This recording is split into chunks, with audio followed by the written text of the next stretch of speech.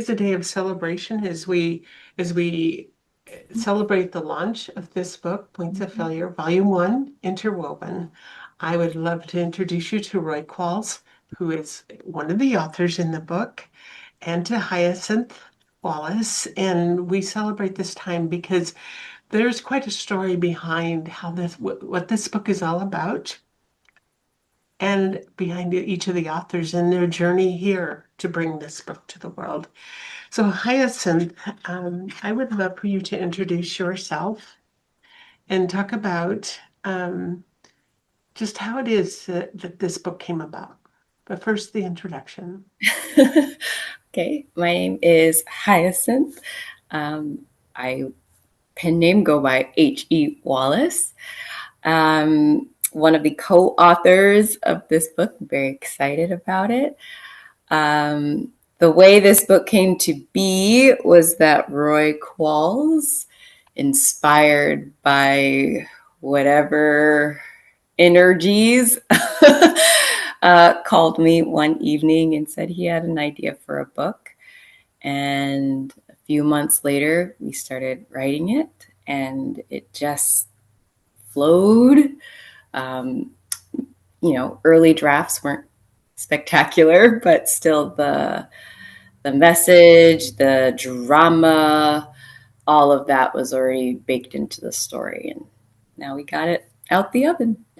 That's beautiful. So, tell our listeners a little bit about you on a personal level. Um, Yeah, okay.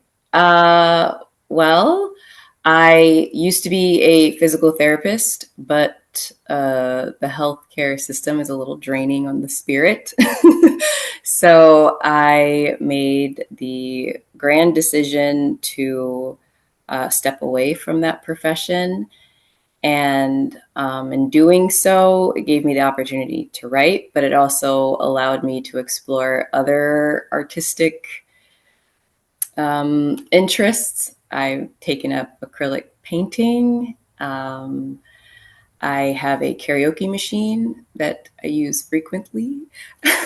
I practice the flute. Um, I've been crocheting random things for the joy of crochet. So I really enjoy the arts and being able to have time to indulge in them, and it would help to kind of untangle a lot of the thoughts in my head when writing, when the words would get stuck or there was something I couldn't figure out. Having another creative outlet helped my brain digest all of that input and be able to put it onto the that's page. that's beautiful. I do that too, and I work a lot of brain activity that goes into working with people that are publishing, bringing their books to their world, their stories, and all the pieces that go into it. I do diamond painting. I love my diamond painting. Yeah. I call it my meditation. There's Mhm. times I just have to have my quiet space. Yeah. Yeah. And that's what I do. And otherwise, I think I'm so exhausted, I just can't move forward one more step, and that just calms me, and I create something beautiful, and then Hmm. I'm okay. Hmm. So that's beautiful. Mr. Roy, I would love to hear about you. Um, you tell us a little bit about you and your perspective about how this book came to be. My name is Roy Qualls. I live in Yellow Springs, Ohio, which is a very quaint village. Um, I grew up with six brothers, no sisters. So I think that's kind of been an unusual upbringing. And, um, you know, I think that some of the big influences in my life were the coast to coast bicycle trips that I took after high school. And on those journeys, you just have a lot of time to think. And so, I would just, it was a time in my life that I really thought through, why am I here? Where am I going? Uh, what's important to me. Um, and then I got married, and all of that and children just kind of took over, right? Always. So, decades later, this idea for a story comes into my mind, and it must have been about 13 years, 12 or 13 years ago. It was a while ago. And I thought, that is a really interesting story. And I had never seen a movie about that with that plot. I had never read a book like that. But I thought it was a really interesting premise for uh, for a novel. And the idea never left me alone. And so finally one day I thought, as I approach retirement, I need to have something to do. And so I approached my wife, Lyndon. We've been married about 45 years. And I said, what would you think if I decided to write a science fiction novel? And she basically said, I would think you were crazy. And still it wouldn't leave me alone. And so one evening, um, I had talked to some other people about it, um, and so one day I like wrote the outline just to have it. And then I was out for my evening walk, and I thought I should call Hyacinth Wallace. We've known each other a long time. We would get together for, coffee or something when she was back in town. Um, but, talk to each other every 5 or 10 years, not all the time. Um, and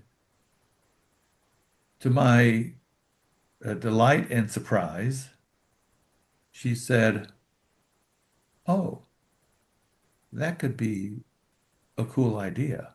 Mhm. So she didn't say no, which was the first good What a sign. big thing. And so uh, so we kind of went through the basic storyline, and she said, "Well, I've really wanted to get back to writing," and so we worked out, just some arrangements to make it doable. We wanted, I didn't want it to be a spare time activity, where we're trying to fit it in, around our busy schedules. So, uh, we so this is what uh, she left her job to come do this, and we're still at it. So That's thanks, beautiful. thanks be to God for that. Amen. So this is volume one, so there's more to come, huh? Well, that was yes, there is more to come. Turns out that when you have two minds collaborating on an intricate story, there's yeah, it expands the way life does. Mhm.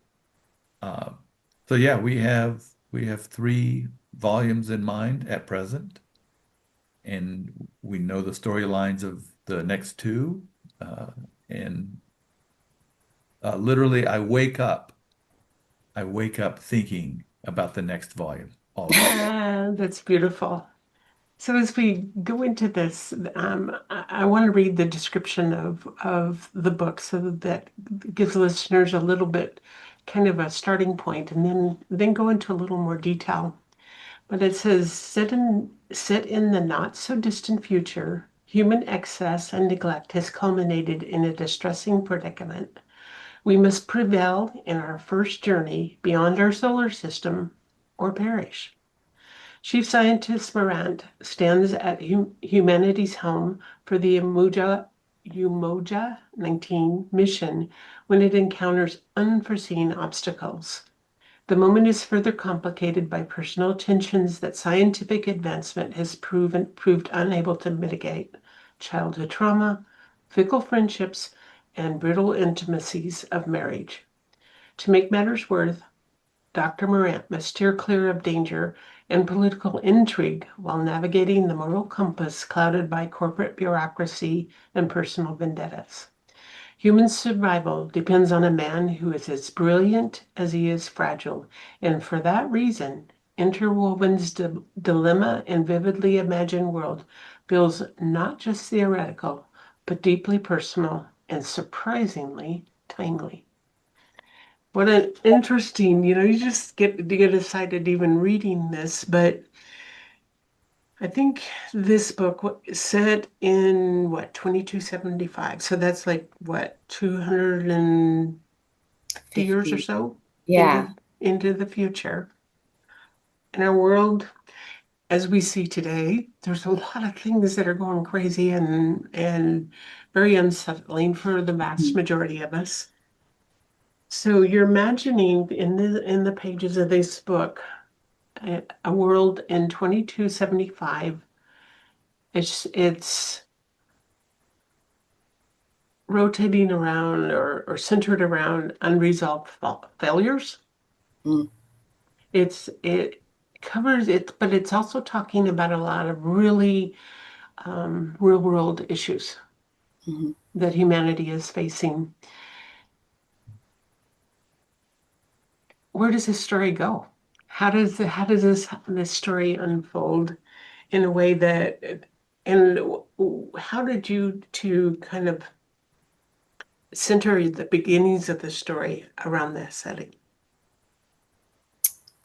Oh, well, Roy, do you want to answer that in the sense of where you came up with it or what you were thinking? But it's a really kind of there's a marvelous, combination of minds and talents here because originally, we envision a situation where humanity is trying to escape from a predicament of its own making, right? We've kind of ground the world, we've poisoned the environment, and we've exploited all the resources, and we just have to find a new home. And and so the motif there is not let's go explore space. It's we have to get out of here or we die. Well, what are we going to do? Yeah. Yeah. And and then the main character, who was always the chief scientist, turns out to be an individual who has suffered a lot of childhood trauma. And so he's in these escape modalities as well. I don't know if that's fair to say, Hyacinth. Oh, Uh, yeah, I would say so. and and so in a way it's, well, what decisions do people make when they're really under pressure? And um, and how do they confront difficulties, shortcomings, dangers, uh, and uh, and work through things. So he's the chief scientist. He has to figure out what went wrong. Mm-hmm. Yeah. Wow. And Hyacinth? Um, like I guess in the world building aspect of it, if that answers a portion of your question, um, we we did research on just environmentally what would take place, but then also paying attention to political trends throughout history and then what's currently happening, and made some predictions based on that, but then also tried to imagine what the future would be like if the global community did have a goal that it was desperate to work toward and not tearing each other apart. Mm. But even in that, righteous endeavor, there's ways that we can be manipulated. And so we tried to work through that idea as well. And when you're constantly confronted with this horrific reality and you're offered a way out, do you take it? Good Or, question. yeah, or do you start to confront the reality? Yeah. It's beautiful because humanity is always filled with a lot of betrayal, a lot of loss, a lot of all these things, injustices, a lot of different Yeah. things. So, in the deeper aspect of it, the spiritual aspect or the philosophical, how did what you internally believe and the way you live your lives um, help set the tone for this book? Did you want to answer that first, Roy, or want You me go to? ahead. Okay. Okay. Um, I think at the heart of it is realizing, um, at the very core of each of us as individuals, we we all want to be loved, and we're all very capable of loving, um, very capable of having great amounts of virtues, um, and that sometimes we make mistakes or things happen, and in an effort to hide those flaws, we make compensations, or we compromise our own integrity. And if we don't address it, that those kind of pile up, and we end up with, bizarre personality traits.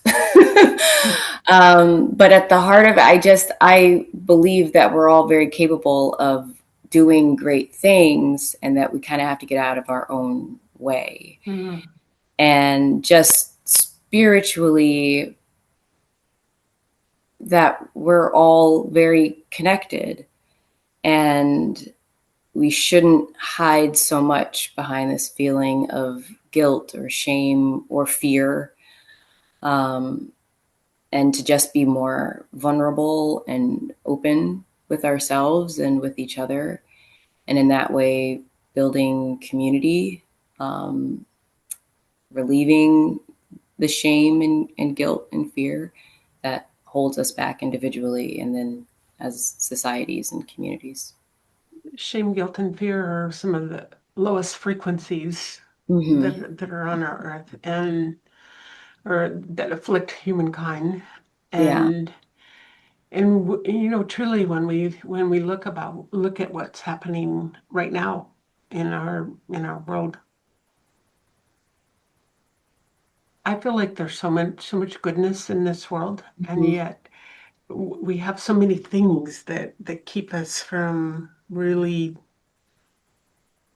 accepting each other for who we are and what we are Yeah. and supporting each other, because there's always these undertows of things. And yet Mm-hmm. through the pages of this book, you talk about community, you talk about building relationships, interdependence. Mm-hmm. And these are some of the core things that we absolutely must have in our world Yeah. if we are to make it and not have to go out and explore, Yeah. for another universe. So through that, Roy, if you could address that issue and in the light of what you really want, the message that you're hoping to the deep undercore message of what you would like to have readers walk away with. Yes, it's set in a sci-fi adventure, all kinds of things, but there's something deeper in this book. Well, certainly the science fiction is the canvas on which Hmm. we want to paint, deeper thoughts and stories and so forth. The a, a couple of things that we really want people to ponder is uh, number one, there's no easy escape. You can't just run away and not look at things. We have to see reality as it is, not, you know, in terms of some fantasy that we wish it was. And I guess another thought is we have to be willing to change. A lot of things that worked, maybe worked well in ages past, don't work when we are an interconnected humanity all across the world. Mhm. Uh, and and so some things will just have to change, and we can't be afraid of that, and we can't hold the future hostage just to uh, try to vindicate a certain philosophy or a certain um, political system or certain theories for economics or something like that. We really have to be willing to change to find a world that's predicated on justice, and uh, and that means uh, an ethic of fairness in which everybody counts.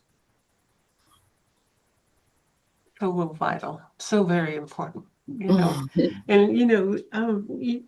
I have a very mixed family with a number of different backgrounds. We have Native American in our family, we have Black in our family, we have from every walk of life, Mhm. and in within that fiber, we've experienced all that goes with it, Mhm. all that goes with it. And sometimes you think, but we are, at our core, we're all human. We're all fragile, and yet we are also very strong. Mhm. And the most important thing is the love that we should have for each other, and the caring to be open to many different backgrounds Mhm. of life, and not be able to see past that. Yeah. So this book it really addresses a lot of, it's a kind of a world building type of book. It's meant to go far deeper than that canvas that you talked about being a science fiction book, but go deeper into, this is our world, let's take care of it, Mhm. and let's be here for each other, and let's build on what we have, because we do not want it to get to that point. Yeah. Yeah.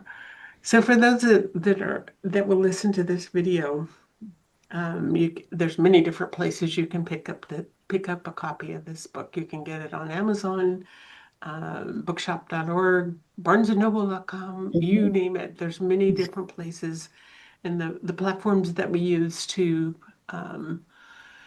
publish this book was to get the widest spread of availability possible. Mhm. And we hope that if you no matter where you go to where you're commonly purchasing these books, is right, Points of Failure, Volume 1, Interwoven, and it'll come up. And if you want to also include the authors' names, H.E. Wallace and Roy Qualls, please do so. But no, beyond that, take time to read this book and ponder it, and then write a review for the book too. Okay. Writing a Mm. review is part of the lifeblood of what makes a book tick, and what makes other people say, this might be a really good book. I need to pick it up and read it. Mm-hmm. And take the time to share it with others. That's how books like this happen. I feel like, I know Roy and Hyacinth have more to come because this is simply volume one. But as that more to come comes along, it's the reviews, it's telling others, it's sharing with others that's going to make those other books come to be and help them to see that, yes, we are on the right track. This is what we're doing. So Mm-hmm. I want to say congratulations to both of you. Thank And you. and thank you for bringing a book like this to the world. And thank you for the dream and the vision. Because without the dream and the vision, this would not be. This would not have been. And look where you are. Sometimes when you start a project like this, it is a lot of work. And even at those last minute things of little thing, I didn't see this. That is so normal for bringing work to the world because our eyes see it all the time. You've read it and read it and read it. So your mind says, I read it. I know it's perfect. Mm-hmm. And but that's the nature of the work. But congratulations to both of you on what you've brought to our world. Thank you so much. So Thank Thanks, Becky. you. you're Yeah. welcome. And so as we conclude today, be sure and pick up a copy Yeah. of this beautiful book and take the time to really not just skim read it, but really reread Mm-hmm. this book. And then share, leave your reviews.